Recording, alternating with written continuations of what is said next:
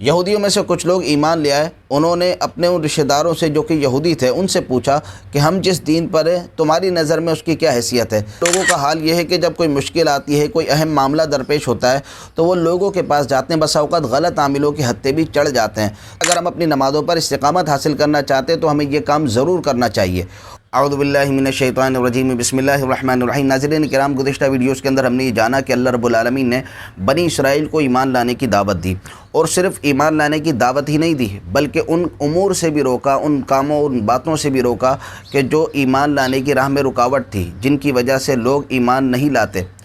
ان حرکتوں میں سے ایک حرکت یہ بھی تھی کہ یہ حق کو چھپاتے تھے، آیات کو چھپاتے تھے کہ کہیں لوگ حق کو پہچان نہ لیں، اور یہ بھی حرکت کرتے تھے کہ اگر آیات بیان کر دیں تو ان کے ساتھ ساتھ ایسی باتیں شامل کرتے تھے کہ جس کی وجہ سے آیت کا اصل مقصود ہی فوت ہو جاتا، یعنی حق کے ساتھ باطل کو ملاتے تھے۔ اور یہی حرکت وہ تھی کہ جو لوگوں کو نبی کریم علیہ السلام کی پہچان میں رکاوٹ بنتی تھی، اور وہ یہی چاہتے تھے کہ ہم اپنے ان باتوں کے ذریعے، اپنی اس باطل کی آمیزش کے ذریعے وہ لوگوں کو نبی کریم علیہ السلام پر ایمان لانے سے روکیں۔ لہذا اللہ رب العالمین نے ان کو ان حرکت سے منع کرتے ہوئے ارشاد فرمایا وَلَا تَلْبِسُوا الْحَقَّ بِالْبَاطِلِ وَتَكْتُمُوا الْحَقَّ وَأَنْتُمْ تَعْلَمُونَ، اور حق کو باطل کے ساتھ نہ ملاؤ اور جان بوجھ کر حق نہ چھپاؤ۔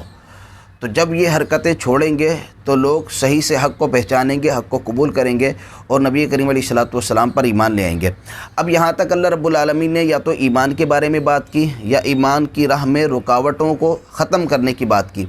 اب ایمان لانے کے بعد ان کو کیا کرنا ہوگا، اللہ پاک اس حوالے سے ان کو حکم ارشاد فرماتا ہے وَأَقِيمُوا الصَّلَاةَ وَآتُوا الزَّكَاةَ وَارْكَعُوا مَعَ الرَّاكِعِينَ، اور نماز قائم رکھو اور زکوٰۃ ادا کرو اور رکوع کرنے والوں کے ساتھ رکوع کرو۔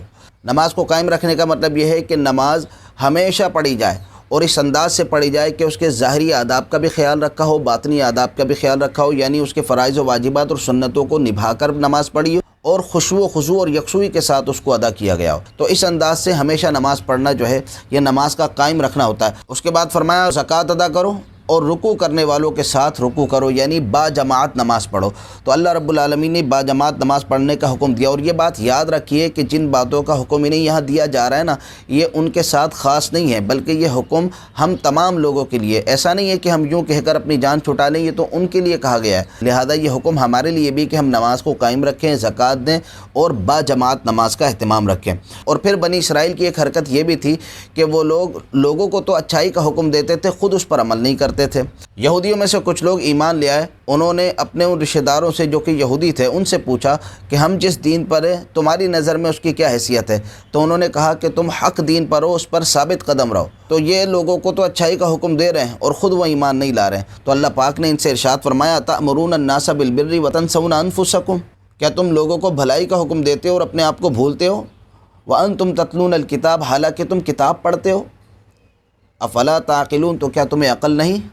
اللہ رب العالمین نے کس پیارے انداز سے ان کو سمجھایا کہ جس اچھائی کا لوگوں کو حکم دے رہے ہو اس اچھائی پر خود بھی تو عمل کرو، اپنی ذات کو تو فراموش نہ کرو۔ وہ اگر حق پر ہیں تو تم باطل پر کیوں ہو؟ تم بھی حق کی راہ پر آ جاؤ۔ لہذا ہر مبلغ کو چاہیے کہ اچھائی کا لوگوں کو حکم دیتا رہے۔ اس کا یہ مطلب نہیں ہے کہ اچھائی کو بیان کرنا چھوڑ دے، اچھائی کا حکم دینا چھوڑ دے، لوگوں کو حکم دے اور ساتھ ساتھ اپنے اندر سے بھی اس کمی کو دور کرے۔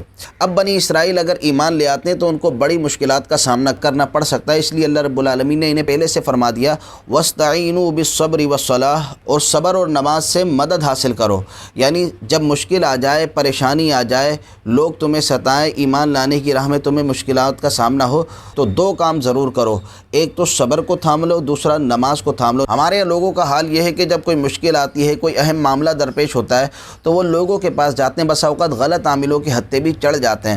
تو انہیں سب سے پہلے یہ کرنا چاہیے کہ مشکلات کے معاملے میں اللہ پاک کی بارگاہ میں رجوع کریں، صبر کے ساتھ ساتھ کثرت نماز کے ساتھ اللہ پاک سے روحانی مدد حاصل کریں۔ لیکن یہ طبیعتوں پر بوجھ ہے، طبیعتوں پر بھاری ہے۔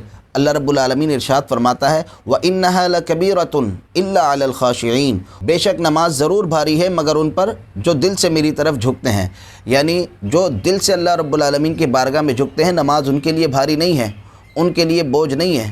ان کے لیے بوجھ ہے کہ جو دل سے اللہ رب العالمین کی بارگاہ میں نہیں جھکتے۔ تو وہ کون سے لوگ ہیں جو دل سے اللہ رب العالمین کی بارگاہ میں جھکتے ہیں؟ ارشاد فرمایا الذین یظنون انہم ملاقو ربہم وانہم الیہ راجعون، جنہیں یقین ہے کہ انہیں اپنے رب سے ملنا ہے اور انہیں اسی کی طرف لوٹ کر جانا ہے۔ جن کے پیش نظر آخرت ہوتی ہے نماز ان کے لیے بھاری نہیں ہوتی ہے، لیکن جو اپنی آخرت کو بھلائے بیٹھے ہوتے ہیں اور اپنی آخرت کی طرف توجہ نہیں کرتے، نماز ان کے لیے بہت زیادہ بھاری ہوتی ہے۔ لہذا اگر ہم اپنی نمازوں پر استقامت حاصل کرنا چاہتے ہیں تو ہمیں یہ کام ضرور کرنا چاہیے، اور وہ یہ ہے کہ اپنے اندر فکر آخرت پیدا کریں، زیادہ سے زیادہ ایسے لٹریچر کا مطالعہ کریں، ایسی گفتگو سنیں جو ہمیں بار بار آخرت کی یاد دلائے، اللہ پاک سے ملاقات کا شوق دلائے، چونکہ جو اس کیفیت کے اندر ہوتے ہیں کہ آخرت ان کے پیش نظر ہوتی ہے، اللہ رب العالمین کی بارگاہ میں حاضری کا انہیں خیال رہتا ہے، تو نماز ان کے لیے بوجھ نہیں ہوتی، بلکہ نماز ان کے لیے روحانی لذت اور سرور کا باعث ہوتی ہے۔ اللہ رب العالمین ہمیں بھی نمازوں پر استقامت نصیب فرمائے، اور اس کے ساتھ ساتھ ہمیں روحانی لذت بھی عطا فرمائے، اور اسے ہمارے لیے ذریعہ نجات بنائے۔ آمین بجاہ نبی الامین صلی اللہ علیہ وسلم۔ یہاں پر 5واں رکوع مکمل ہوتا ہے، انشاءاللہ اگلی ویڈیو میں 6 رکوع کا آغاز کریں گے۔ جو کچھ ہم نے ابھی سنا، اللہ پاک اسے یاد رکھنے، عمل کرنے، آگے پہنچانے کی توفیق عطا فرمائے۔ السلام علیکم ورحمۃ اللہ وبرکاتہ۔